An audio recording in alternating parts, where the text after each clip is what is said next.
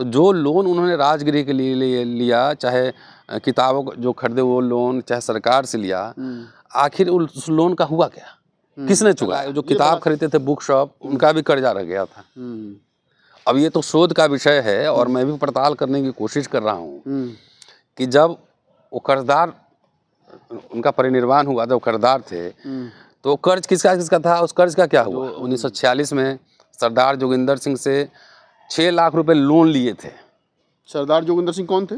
उस समय मंत्री थे, बाबा साहब के कैबिनेट में थे। अच्छा, बाबा साहब भी मिनिस्टर थे। हाँ, तो मतलब भारत सरकार से लोन लिया? भारत सरकार, हाँ, 6 लाख रुपए लोन लिए कॉलेज खोलने के लिए। वे सूट जरूर पहनते थे, लेकिन जब उनकी मृत्यु हुई तो वे अप्रायोजित कर्जदार थे। मतलब बाबा साहब का जब परिनिर्वाण हुआ तो कर्जदार थे। तो कांग्रेस के लोग भी ढूंढे जरा सा, अभी बाबा साहब का नाम चल रहा है, संविधान की बात हो रही है, तो ये तो बड़ा शोध का विषय ना कि आखिर इस कांग्रेस सरकार ने उस लोन का किया क्या, या लोन अभी तक बाकी है।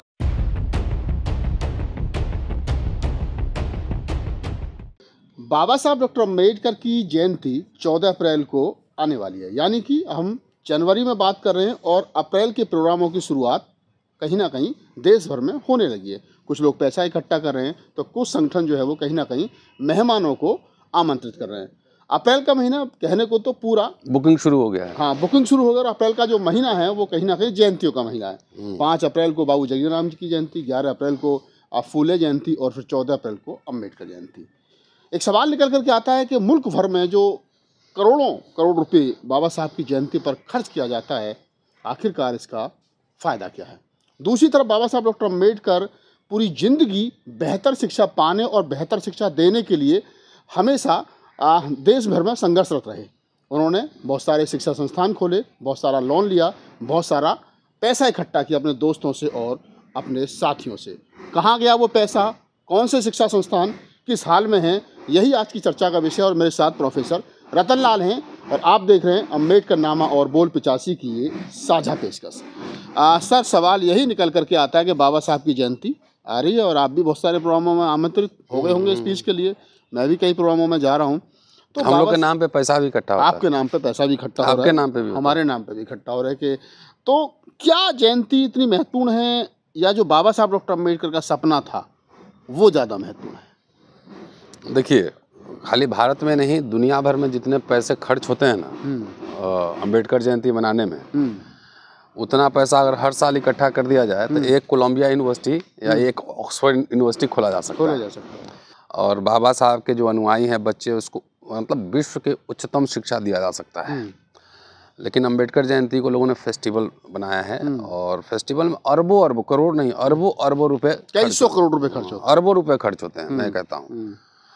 तो अगर उसको सांकेतिक बना के, बाबा साहब तो कोई जयंती में इतना खर्चा करते नहीं थे। न बाबा साहब मूर्ति बनवाते थे। बाबा साहब बुद्ध, कबीर, फुले के अनुयायी थे, लेकिन उन्होंने कहाँ मूर्ति लगवाई है? बाबा साहब मूर्तियों में नहीं, किताबों में उनको तलाशते थे। बिल्कुल। और मैं आपको 1956 लिए चलता हूँ, सितंबर में 1956 में 200 मतलब 2500वीं जयंती थी बुद्ध की। 2500वीं जयंती थी। 2500वीं जयंती 56 में थी, सितंबर 1956। हाँ, और उसमें उन्होंने जो किताब लिखा था, बुद्धा एंड इस दम्मा, मेरे पास हाथ में एक किताब है और ये किताब देख लीजिए। ये एक था डॉक्टर, एक था संत है। और ये अरुंधति रॉय की किताब है, the doctor and the saint, उसका हिंदी अनुवाद है। और बहुत सारे साथी जो सुन रहे हैं उन्होंने खरीदा भी, पढ़ा भी, डॉक्टर अनिल जय हिंद साहब, और हमने इसका अनुवाद किया था। इसका आखिरी लाइन बाद में बताऊंगा, पहले फुटनोट है वो बताता हूँ। 274 नंबर फुटनोट है कि 24 सितंबर 1956 को अम्बेडकर ने प्रधानमंत्री नेहरू को एक पत्र लिखा। छपाई की लागत बहुत ज़्यादा है, करीब 20,000 रुपये आएगी। यह मेरी क्षमता से परे है, इसलिए मैं हर तरफ से सहायता मांग रहा हूँ। बुद्ध एंड इस धम्मा की। हाँ, मैं सोचता हूँ कि यदि भारत सरकार इस पुस्तक की 500 प्रतियां खरीद ले, विभिन्न पुस्तकालयों में वितरण के लिए, और उन विद्वानों के लिए जिन्हें इस वर्ष महात्मा बुद्ध की 2500वीं जयंती समारोह में आमंत्रित किया गया है। उस समय सरकार ने भी मनाया था, जवाहरलाल नेहरू मनाया था, लेकिन वो उनको मदद नहीं मिली वहाँ से। ठीक है। और बाबा साहब अंतिम में जो इस किताब का 138 नंबर पेज है और आखिरी लाइन है कि हाँ, वे सूट जरूर पहनते थे, लेकिन जब उनकी मृत्यु हुई तो वे अप्रायोजित कर्जदार थे। मतलब बाबा साहब का जब परिनिर्वाण हुआ तो कर्जदार थे।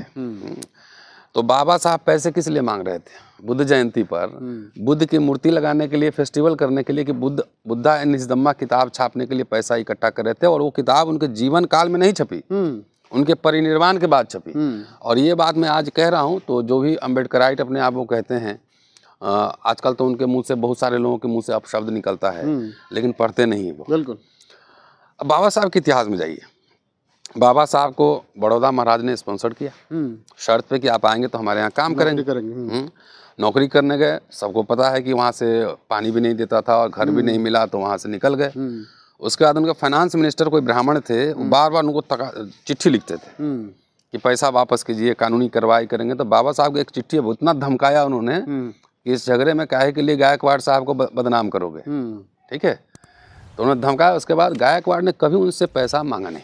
मतलब जो गायकवाड़ साहब ने बाबा साहब की एजुकेशन के लिए पैसा दिया था, उन्होंने नहीं मांगा कभी। लेकिन उनका जो वित्त सलाह वो था, हाँ, वो जबरदस्ती चिट्ठी लिखे, हाँ चिट्ठी लिखे जा रहा है, उनको धमकाया बाबा साहब ने। उसके बाद चिट्ठी नहीं ले, लेकिन गायकवाड़ साहब बड़े आदमी थे। भारत के जितने रजवाड़े थे, प्रिंसली स्टेट थे, उसमें सबसे इनलाइटेन मॉडर्न एजुकेटेड थे। मैंने पीएचडी की है काशी प्रसाद जायसवाल पे। जायसवाल साहब वहाँ जाकर लेक्चर दिए हैं। अच्छा। टैगोर साहब उनके दरबार में लेक्चर दिए हैं। और एक और साइंटिस्ट थे, रमन्ना, या क्या नाम मैं भूल रहा हूँ, CV Raman, something like that. बड़े बड़े लोगों को बुलाते थे उनके यहाँ, मतलब विद्वानों की दरबार लगती थी और ब्राह्मण लोग नाराज होते थे। बालकृष्ण भट्ट ने उनके खिलाफ लेख लिखा, हिंदी के खिलाफ। हाँ, तो उस तरह के इनलाइटेंड राजा थे, उन्होंने कभी नहीं तकाता किया। और जब गोल में सम्मेलन में गए, उनका भाषण उन्होंने सुना, तो अपने पत्नी को आके कहा, यही लड़का है जिसको हमने पढ़ाया था। तो गले लग गए अम्बेडकर के। आप उसके बाद आइए, आप 1920 में जब मनगांव में सभा होती है, तो साहू जी महाराज ने 2500 रुपये उनको दिया अखबार निकालने के लिए, ठीक है साहब। और कई बार मैं कह चुका हूँ कि जब गोल में सम्मेलन में राजा महाराजा के खिलाफ भाषण भी दे रहे थे, जमींदारी के खिलाफ भाषण दे रहे थे, लेकिन उन लोगों से चंदा भी लिया 1335 पाउंड। उनको प्रिंटिंग प्रेस खोलना था, बच्चों के लिए हॉस्टल खोलना था, तो उसके लिए पैसे चाहिए। उन्होंने वहाँ लिया पैसे। किस लिए लिया था? अपना घर बनाने के लिए नहीं। जब वो राजगृह उनका घर बनना था, उसके लिए भी कर्जा लिया, ठीक है। और 1938 में उन्होंने इमारत फंड शुरू किया था। 14 साल तक उन्होंने इकट्ठा किया पैसा, 1,11,000 something like that, amount exact याद नहीं है, जिसमें कई तरह के लोगों, उनके सवर्ण दोस्तों ने भी पैसे दिए और तमाम लोगों ने पैसा दिया। उनको 60,000 की थैली उनके जन्मदिन पर दी गई थी कि बाबा साहब ये खर्चा आपके लिए है। उन्होंने 60,000 रुपये जो है ना इमारत फंड में डाल दिए। जो बाबा साहब के जन्मदिन पर 60,000 रुपये उनको उपहार दिए थे। हाँ, लोगों ने वो पैसा भी बाबा साहब ने इमारत फंड में डाल दिया था। इमारत फंड क्यों बनाना चाहते थे? कि अस्पृश्यों को बैठने के लिए कोई जगह नहीं है, तो ऐसा जगह हो जहाँ पे लोग बैठें, और वहाँ पे सेक्रेटरी होगा, शिकायत दर्ज होगा, कुछ होगा, एक सिस्टम बनेगा। क्योंकि सब जातियों की वहाँ पे पटेल भवन था, मारवाड़ी भवन था, सब भवन था, लेकिन अस्पृश्यों का कोई भवन नहीं था। तो बाबा साहब ने उसके लिए पैसा इकट्ठा किया। उसके बाद उन्होंने जब पीपल्स एजुकेशन सोसाइटी बनाई, तो सिद्धार्थ कॉलेज खोला, तो देसी राजे रजवाड़ों से अपील की थी कि मुझे 3,25,000 रुपये चाहिए, आप मेरी सहायता नहीं करेंगे? तो वो अपील की थी। उसके बाद वो जो 1946 में सरदार जोगिंदर सिंह से 6 लाख रुपए लोन लिए थे। सरदार जोगिंदर सिंह कौन थे?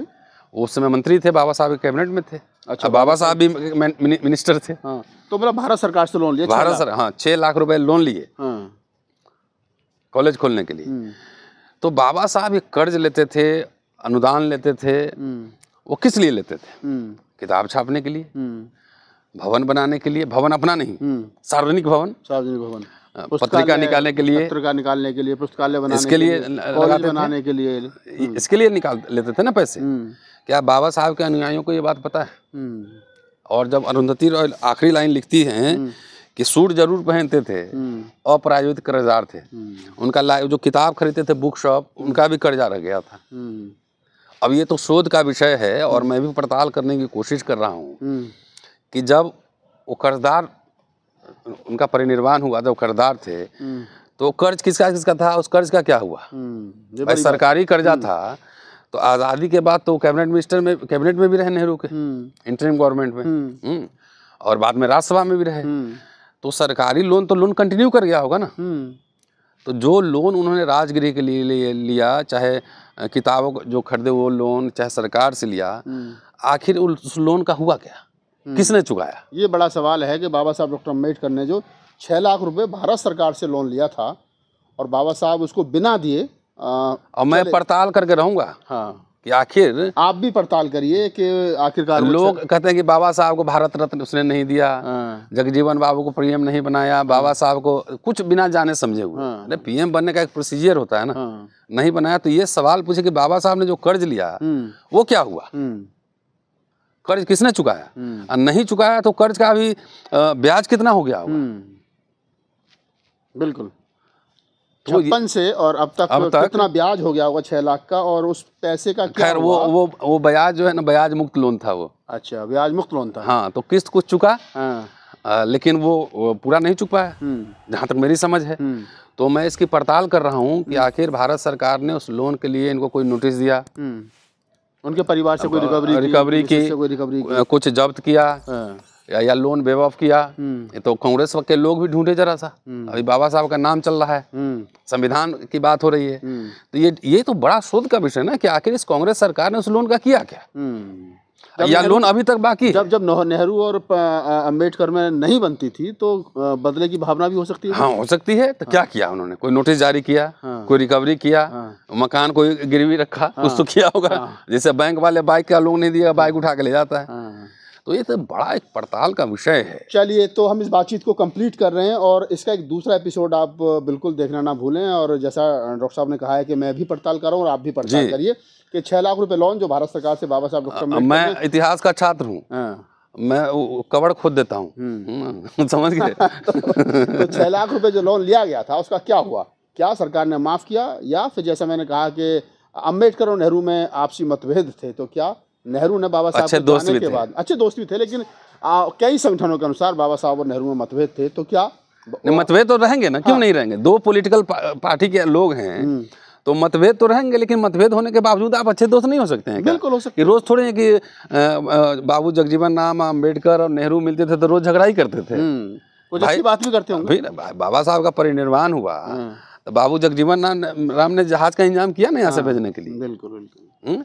तो ऐसा नहीं है, ये जानबूझ के ये फैलाया गया है नैरेटिव कि नेहरू अम्बेडकर एकदम विरोधी थे। तो नेहरू अम्बेडकर के पुतले क्यों जलाए फिर? दोनों के साझा पुतले उस समय आरएसएस ने दोनों के साझा पुतले। तो ये पूरा आरएसएस का एजेंडा है और उस एजेंडे पर कुछ दलित संगठन भी खेल रहे हैं। हाँ, वो पेड स्टाफ है, जो डांस कर रहा है। हाँ, पेड स्टाफ है जी। शुक्रिया। चलिए, तो ये सवाल हम इस वीडियो में छोड़ करके जा रहे हैं कि आखिरकार वो 6 लाख रुपए का क्या हुआ। आप भी खोजिए, कांग्रेस के लोग भी खोजें, बसपा के भी खोजें, वामसिप के भी खोजें, और तमाम वो लोग जो डॉक्टर अम्बेडकर की जयंती की तैयारियां कर रहे हैं बड़े विश्व स्तर पर, युद्ध स्तर पर, वो भी खोजें। और अगर मिल जाए तो हमें मेल करिए rahulnagpal@gmail.com। हमें भी बताइए, आप वो अम्बेडकर नामा पर करिए। और कर्ज बाकी है तो उसको चुकाइए भी अभी। और अगर कर्ज बाकी है तो चुकाइए, नहीं बाकी है तो किसने दिया इसका खोज करिए। अगले वीडियो में हम जरूर बताएंगे। डॉक्टर साहब ने कहा कि 4-6 दिन, अभी 2-4 दिन लगेंगे खोजने में कि आखिरकार उस पैसे का हुआ क्या था। इस पूरी बातचीत के बारे में क्या प्रतिक्रिया हमें कमेंट सेक्शन में बताइए। धन्यवाद।